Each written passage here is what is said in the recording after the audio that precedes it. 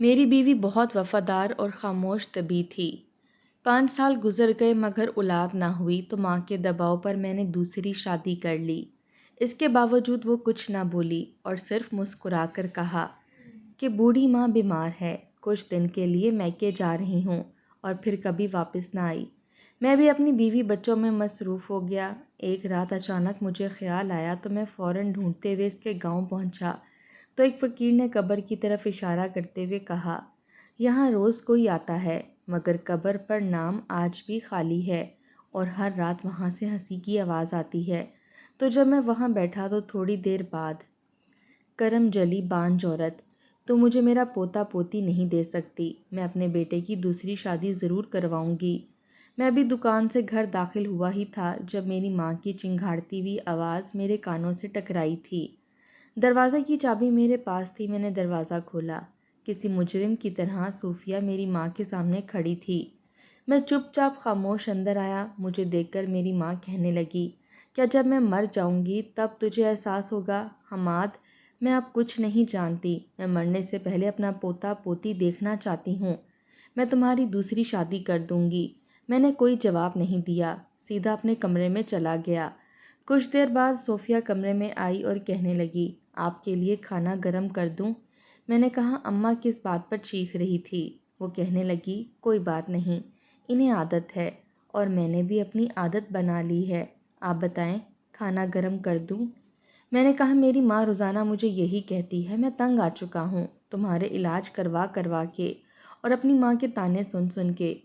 میرا کوئی اور بھائی ہوتا یا بہن ہوتی تو میں اس سے بچہ لے لیتا، لیکن مجھے لگ رہا ہے کہ میری پسند کی شادی میرے لیے سزا بن گئی ہے۔ وہ کہنے لگی، تو اماں کی بات مان لیں، 5 سال تو گزر گئے اور ان 5 سالوں میں میں آپ کو اولاد کی خوشی نہیں دے پائی۔ آپ نے جس ڈاکٹر حکیم کے پاس کہا میں چلی گئی، جو علاج کروایا میں نے انکار نہیں کیا، جس عامل پیر کے پاس لے کر گئے میں اس کے سامنے بیٹھ گئی، جتنے تعویذ دیے میں نے گلے میں پہن لیے۔ اس کے علاوہ تو میرے اختیار میں بھی کچھ نہیں۔ کچھ چیزوں میں نہ تو مرد کا اختیار ہوتا ہے نہ عورت کا۔ میں بے اختیار ہوں، آپ چاہیں تو دوسری شادی کر لیں۔ میں اس عورت کے حوصلے پر حیران تھا۔ پچھلے 5 سال سے وہ میری ماں کی کڑوی کسیلی سنتی آ رہی تھی، مگر مجال ہے کہ اس نے ایک لفظ بھی منہ سے نکالا ہو یا میری ماں کی خدمت میں کوئی کمی کی ہو یا مجھے پریشان کیا ہو کہ تمہاری ماں مجھے پاگل کر دے گی، ہر وقت مجھے بانجھ ہونے کے طعنے دیتی ہے۔ حالانکہ اس کے بلڈ پریشر اور ڈپریشن کی ادویات میں پچھلے 3 سال سے لا رہا تھا۔ ایسا تو نہیں تھا کہ وہ پتھر کی تھی، ایسا نہیں تھا کہ وہ روتی نہیں تھی، لیکن اپنے آنسو کبھی مجھے نہیں دکھائے۔ وہ جائے نماز پر بیٹھ کر روتی تھی، مجھے دیکھ کر آنسو صاف کر لیتی، کہتی، آنکھ میں شاید کچھ چلا گیا۔ میں سب کچھ جانتا تھا لیکن انجان بن جاتا تھا اپنی ماں کی وجہ سے۔ پھر کیا کرتا؟ مرد جب اپنی پسند کی شادی کر لے تو ماں اور بیوی کے بیچ اسی کو ہی پیسنا پڑتا ہے، لیکن صوفیہ کے ساتھ ایسا نہیں تھا، وہ ایسی نہیں تھی۔ اس نے آج تک کبھی مجھ سے یہ نہیں کہا کہ آپ کی ماں مجھے پورا دن طعنے دیتی رہتی ہے۔ شادی کو بھی 1 مہینہ گزرا تھا جب اماں نے کہا کہ کیا کوئی خوشخبری ہوئی تمہاری بیوی کی، اور میں ہکا بکا اپنی ماں کی شکل دیکھتا تھا۔ میں نے کہا، اماں ابھی تو 1 مہینہ گزرا ہے۔ اماں کہنے لگی، تو اور کتنا عرصہ گزرنا چاہیے؟ ارے شروع میں ہی بچہ ہو جائے تو ہو جائے، پھر تو کبھی نہیں ہوتا۔ شادی کے 3 مہینے نہیں گزرے تھے کہ اماں نے وویلا مچا دیا کہ صوفیہ کو ڈاکٹر کے پاس لے کر جاؤ، ڈاکٹرنی سے پوچھو کہ بچہ کیوں نہیں ہو رہا۔ میں نے کہا، اماں 3 مہینے ہوئے ہیں، میں یہ بات ڈاکٹر سے کہوں گا تو وہ تو مجھ پر ہی بھڑک اٹھے گی کہ آپ کو کس چیز کی جلدی ہے۔ لوگوں کے سالوں گزر جاتے ہیں پھر جا کے وہ لوگ ڈاکٹر کے پاس جاتے ہیں۔ بس بس، مجھے مت سمجھا حماد، مجھے اپنے آنگن میں بچوں کی کلکاریاں سننی ہیں۔ بس تو جا، ڈاکٹر کے پاس لے کے جا، ساری رپورٹیں کرا۔ ارے تمہاری بیوی اس قابل بھی ہے کہ نہیں، بچہ پیدا بھی کر سکتی ہے کہ نہیں؟ میں اپنی ماں کی باتیں سن کر حیران ہو جاتا تھا۔ مجھے لگا کمرے میں جاؤں گا تو صوفیہ مجھ پر ہی بھڑک اٹھے گی کہ پورا دن تمہاری ماں میری جان کھاتی رہتی ہے، شادی کو 3 مہینے ہوئے ہیں اور اسے پوتا پوتی کی جلدی مچی ہوئی ہے۔ میں کمرے میں گیا تو وہ مجھ سے کھانے کا پوچھ رہی تھی۔ میں حیران تھا کہ اس نے ذکر ہی نہیں کیا۔ دل ہی دل میں شکر بھی کیا کہ چلو اچھا ہے، جب تک چپ ہے تب تک میری زندگی میں سکون ہے۔ لیکن یہ چپ بڑھتی ہی چلی گئی۔ میری ماں میں نوک جھوک کی بہت عادت تھی۔ کئی بار وہ صوفیہ سے برتن دھلواتی تھی کہ مجھے برتن سے کھانے کی بو آ رہی ہے، وہ چپ چاپ دھو دیتی۔ اس کا صبر دیکھ کر تو مجھے کبھی کبھی اپنی ماں پر غصہ آتا۔ میں اپنی ماں پر چلا اٹھتا تھا، اماں بس بھی کر دیں، اتنا کام کرتی ہے وہ، پتہ نہیں آپ چاہتی کیا ہیں۔ وہ میرے سامنے کئی بار برتن دھوتی ہے، مجھے تو کھانے کی کوئی بو نہیں آ رہی پلیٹ سے۔ یہ سن کر میری ماں کے ماتھے پر بل پڑ جاتے۔ وہ کہتی بس زیادہ طرفداری نہ کر، تیرے ہی سامنے سارے کام کرتی ہے کہ پتہ چلے کہ وہ کام کر رہی ہے، پورا دن بستر توڑتی ہے، تجھے کیا پتا۔ لیکن مجال ہے کہ اس لڑکی کی زبان پر کبھی شکایت آئی ہو، بلکہ کہتی کوئی بات نہیں، اماں کی عادت ہے، مجھے برا نہیں لگتا، میں برداشت کر لوں گی۔ لیکن 3 سال میں شاید اس کا صبر جواب دے گیا تھا۔ ایک بار میں گھر گیا تو اماں لال پیلی ہو کر بیٹھی تھی۔ وہ کہنے لگی میں تیرا رشتہ دیکھنے جا رہی ہوں۔ میں بھی تنگ آ چکا تھا۔ میں نے کہا اماں اگر اب آپ نے بچے کا نام لیا تو میں صوفیہ کو کرائے کا گھر لے دوں گا اور خود بھی وہیں رہنے لگوں گا۔ یہ سن کر میری ماں کچھ دیر کے لیے چپ رہی تھی۔ کمرے میں آیا تو دیکھا صوفیہ رو رہی تھی۔ میں نے کہا تمہیں کیا ہوا ہے؟ حالانکہ میں جانتا تھا وہ کہنے لگی کچھ نہیں، سر میں بہت درد ہے، اتنا شدید درد ہے کہ برداشت نہیں ہو رہا ہے، پلیز حماد مجھے ڈاکٹر کے پاس لے جاؤ۔ میں اسے ڈاکٹر کے پاس لے کر گیا۔ اس کا بلڈ پریشر بہت ہائی تھا کیونکہ بچہ پیدا کرنے کے لیے وہ کئی دوائیاں کھا چکی تھی اور کھا رہی تھی۔ اس کی صحت تک خراب رہنے لگی تھی۔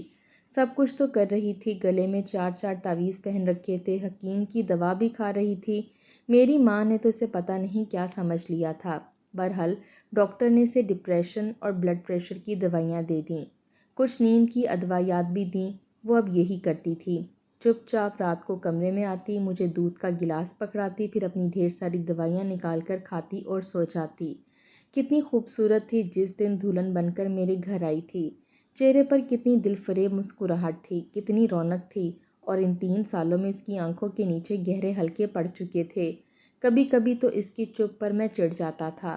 صوفیہ تم امی کو جواب کیوں نہیں دے دیتی؟ کہہ دیا کرو کہ وہ بھی بس کر دیں۔ میں بیٹا ہوں، میں مجبور ہوں، کچھ بولوں گا تو نافرمانی کا ٹھپا لگ جائے گا، لیکن ساس بہو کی تو چلتی رہتی ہے۔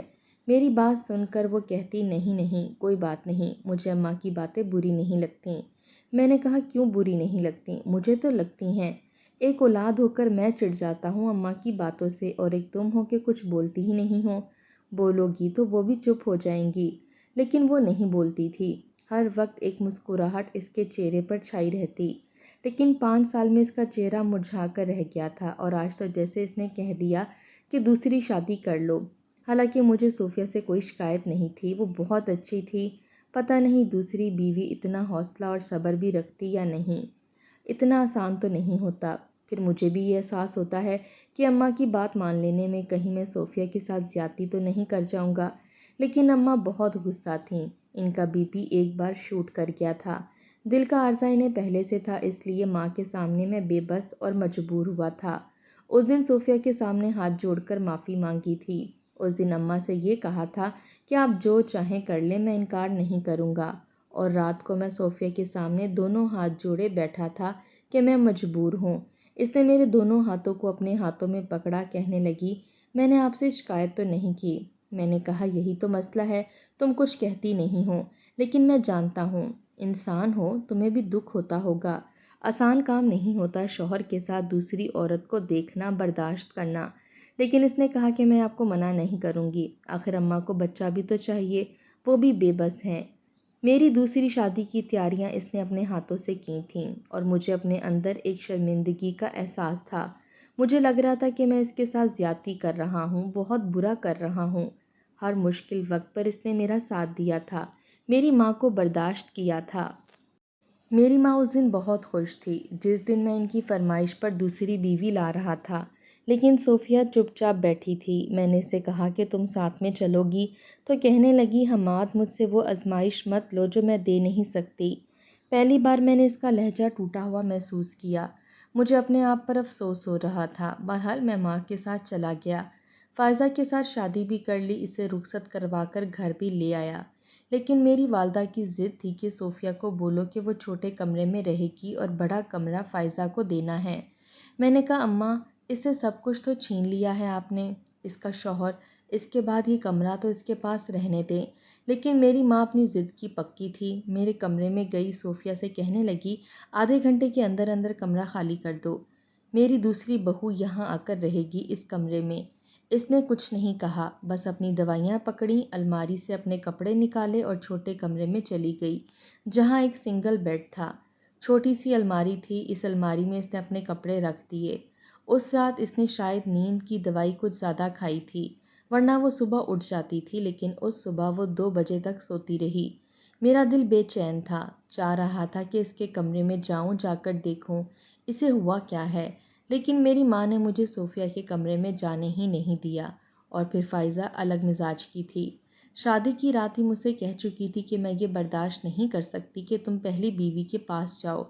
میں نے کہا کیوں نہیں برداشت کر سکتی جب وہ تمہیں برداشت کر رہی ہے؟ کہنے لگی بس طلاق نہیں دے سکتے، اس کے علاوہ تمہارا پہلی بیوی سے کوئی تعلق نہیں ہوگا۔ تمہاری ماں نے میری ماں کے ساتھ یہی بات کی تھی تو انہوں نے رشتہ دیا ہے۔ فائزہ کے گھر والوں نے ٹھیک ٹھاک حق مہر لکھوایا تھا، اتنا کہ میری استطاعت سے باہر تھا، اسی لیے وہ اپنی بات منواتی تھی۔ اس کی نظریں بھی مجھ پر جمی ہوئی تھیں اور میری نظریں صوفیہ کے کمرے کے بند دروازے پر۔ بہرحال اس کے بعد پھر سے اس نے سارے گھر کا کام سنبھال لیا تھا۔ فائزہ زیادہ تر کسی کام کو ہاتھ نہیں لگاتی تھی اور میری ماں اس کو کام کرنے ہی نہیں دیتی تھی۔ 1 مہینے بعد یہ پتہ چلا کہ فائزہ امید سے ہے تو میری ماں کی تو خوشی کا کوئی ٹھکانہ نہیں تھا۔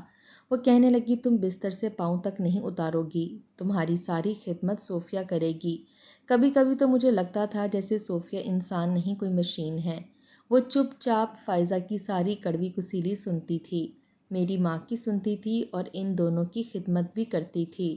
میں نے بھی کان لپیٹ لیے تھے، کچھ نہیں کہتا تھا، کیونکہ اگر میں کہتا تو جھگڑا شروع ہو جاتا اور میں جھگڑے لڑائیوں سے بچتا تھا۔ ایک بار میں گھر آیا تو فائزہ کو صوفیہ پر چلاتے دیکھا۔ وہ کہنے لگی مجھے پتا ہے تم چاہتی ہو کہ میرا بچہ مر جائے۔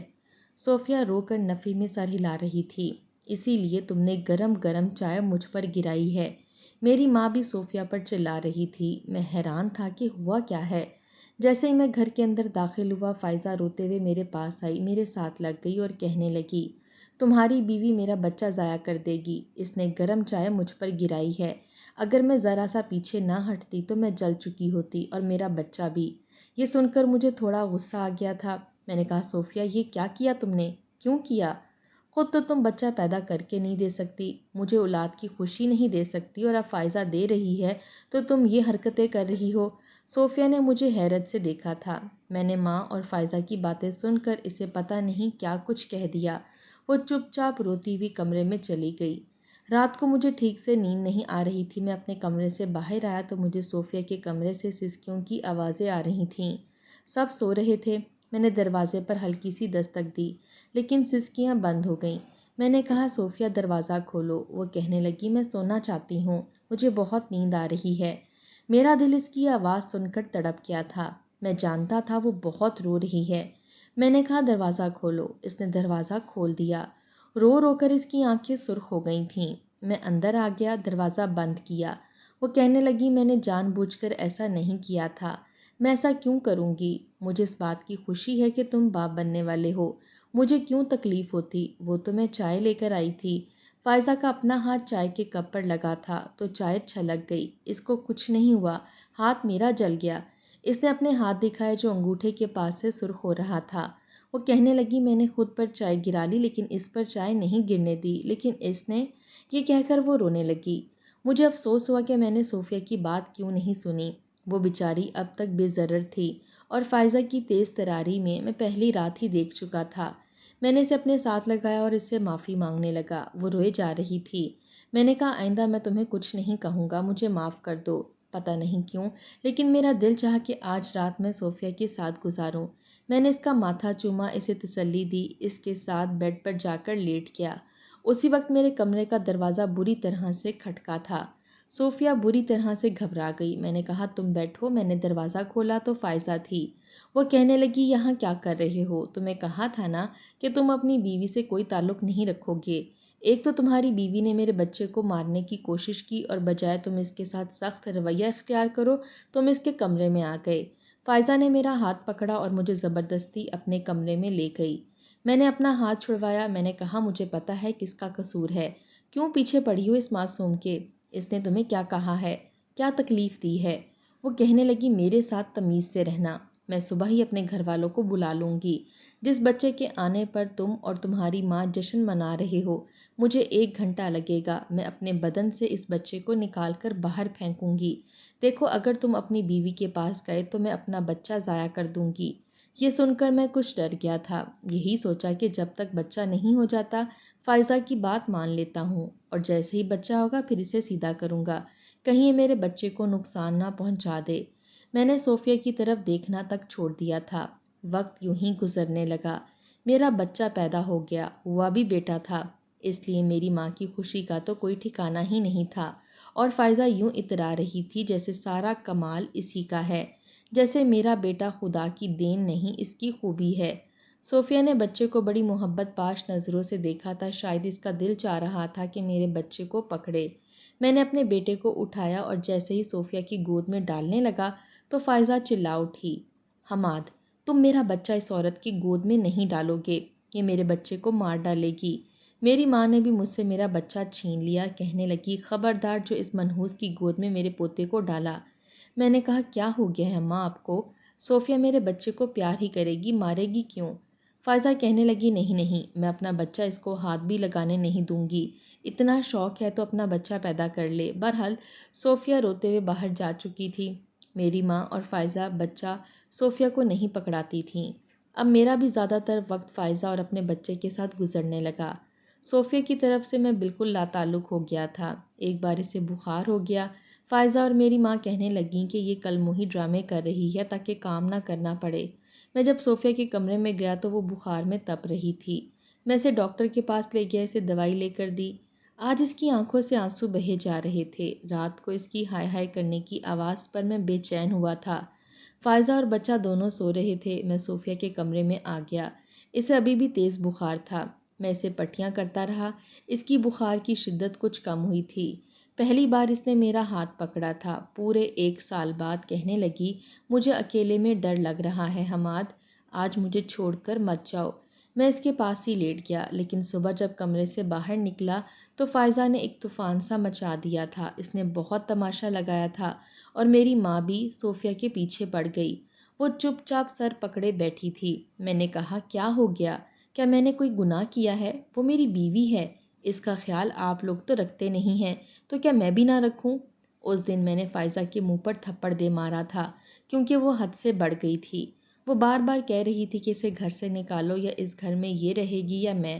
میں نے کہا تمہیں جانا ہے تو جاؤ، میرا بچہ یہیں چھوڑو اور دفع ہو جاؤ، میں صوفیہ کو نہیں چھوڑوں گا۔ بہرحال بہت لڑائی جھگڑا ہوا تھا۔ صوفیہ نے اپنے آپ کو کمرے میں بند کر دیا تھا۔ کچھ دن میں وہ کچھ بہتر ہو گئی تھی اور اس کا خیال میں نہیں رکھا تھا، لیکن میری ماں کا اور فائزہ کا رویہ اس کے ساتھ اور بھی زیادہ برا ہو گیا۔ ایک دن مجھ سے کہنے لگی کہ وہ اپنی والدہ کے پاس جانا چاہتی ہے، اس کی والدہ کی طبیعت ٹھیک نہیں ہے، چند دن وہ میکے میں ہی رہے گی۔ میں نے بھی اسے اجازت دے دی، میں بھی چاہتا تھا کہ اس کا ماحول کچھ بدل جائے۔ وہ اپنے میکے چلی گئی۔ اس کے بعد 1 ہفتہ گزر گیا، وہ نہیں آئی تھی، اور اس 1 ہفتے میں فائزہ نے بہت تماشا لگایا تھا کہ میں صوفیہ سے بات نہیں کروں گا، ورنہ وہ میرے بچے کو لے کر چلی جائے گی۔ میری ماں بھی میرے پیچھے پڑ گئی تھی، اس لیے میں نے صوفیہ سے کوئی بھی رابطہ نہیں رکھا۔ ہفتے مہینوں میں بدل گئے اور مہینے سال میں۔ میں صوفیہ سے رابطہ ہی نہیں کر پایا۔ بیٹے کے بعد اللہ نے مجھے 2 بیٹیاں نواز دیں۔ میں اپنے گھر میں مصروف ہو گیا تھا، سوچا ہی نہیں تھا کہ صوفیہ میرے بغیر کیسی ہوگی۔ وقت کو تو جیسے پڑ لگ گئے۔ میری ماں اور فائزہ کی آپس میں بہت لڑائی ہونے لگی تھی، کیونکہ میری ماں کی عادت روک ٹوک کی تھی اور فائزہ یہ برداشت نہیں کرتی تھی۔ میری ماں بھی 10 سال بعد دنیا سے کوچ کر گئی۔ میرے بچے اب بڑے ہو گئے تھے، لیکن فائزہ کا مزاج بدتمیز قسم کا تھا۔ نہ میرے بچوں کو میری پرواہ تھی، نہ فائزہ کو تھی۔ میں بیمار ہو جاتا تو کوئی مجھے پانی کا گلاس تک نہیں پوچھتا تھا۔ مجھے ایک مصیبت سمجھا جانے لگا۔ میرا گھر فائزہ نے اپنے نام کروا لیا اور بچے اسی کے تھے۔ جن بچوں کی خاطر میں نے صوفیہ کے اوپر سوکن لانے کا فیصلہ کیا تھا، آج وہی بچے مجھے دیکھ کر ماتھے پر بل ڈالے رکھتے۔ وہ ہر وقت لڑتی جھگڑتی رہتی تھی۔ مجھے سکون چاہیے تھا اور سکون کہیں نہیں مل رہا تھا۔ اب میں بیمار رہنے لگا تھا۔ ایک دن اپنے کمرے میں لیٹا ہوا تھا، تب مجھے صوفیہ کی شدت سے یاد آئی۔ سوچا کہ آج اس کے پاس جاؤں گا۔ میں نے تو اس کو پلٹ کر دیکھا تک نہیں۔ فائزہ کی خاطر، اپنی ماں کی خاطر اسے فراموش کر دیا، لیکن کیا فائدہ ہوا؟ میرے وہ بچے جن کی خاطر میں نے اتنا بڑا قدم اٹھایا، وہ میرے تھے ہی نہیں۔ میں گھر سے باہر نکل گیا، اس کے میکے گیا تو پتہ چلا کہ وہ تو اپنے میکے گئی ہی نہیں تھی۔ میں پریشان ہو گیا، اسے بہت ڈھونڈا لیکن وہ کہیں نظر نہیں آئی۔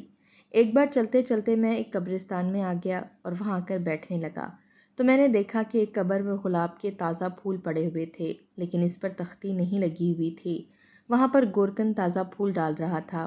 میں نے پوچھا یہ کس کی قبر ہے؟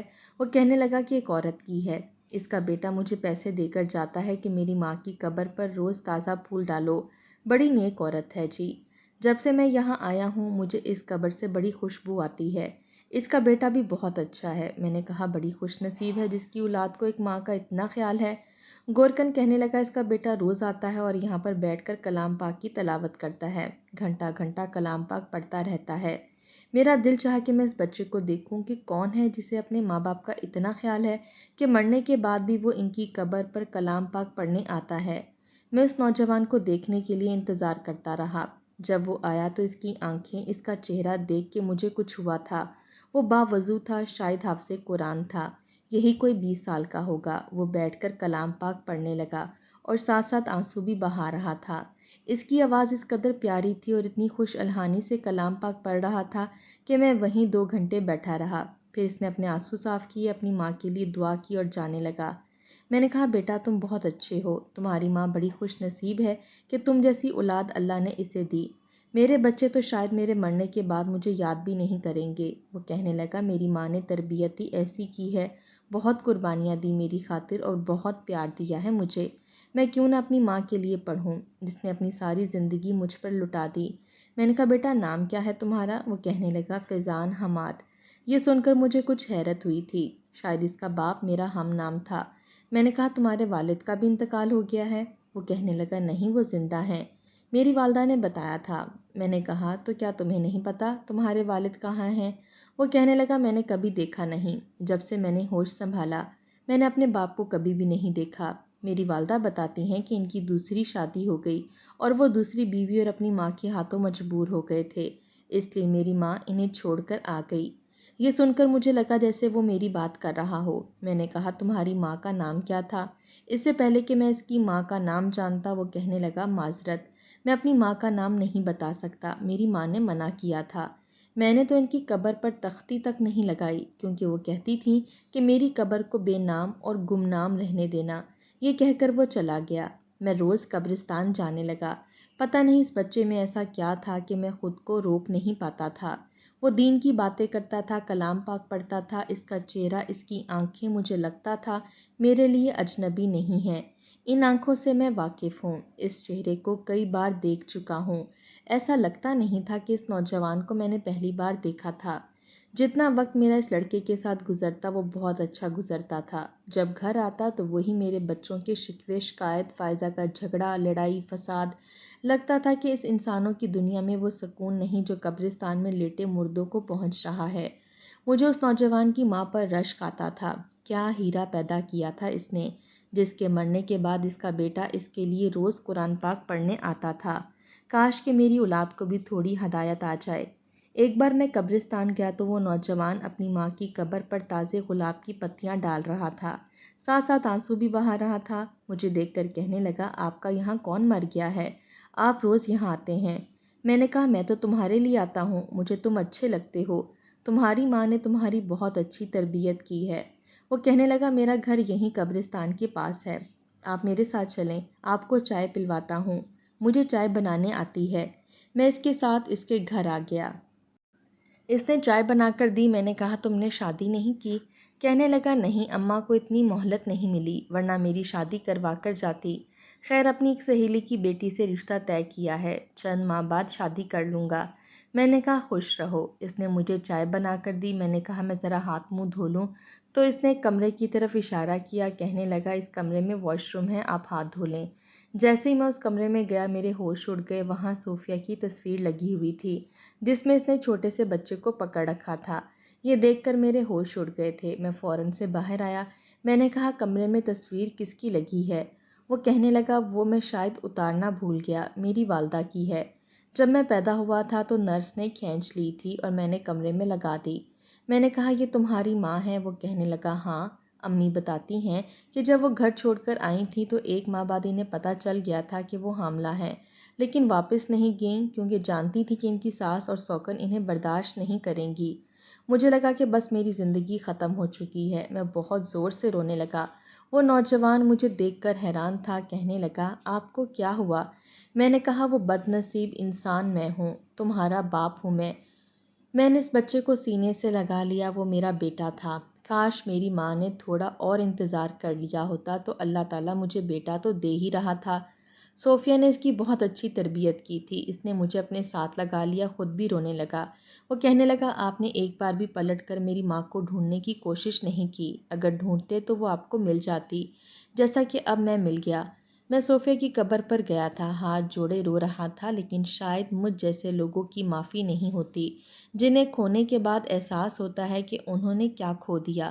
مجھے بھی اب احساس ہوا تھا، مجھے میری سگی اولاد نے نہیں سنبھالا جن کی خاطر میں نے صوفیہ کو چھوڑا تھا، اور آج فیضان ہی مجھے سنبھال رہا تھا کیونکہ یہ صوفیہ کا بیٹا تھا، صوفیہ کی طرح نیک سیرت تھا۔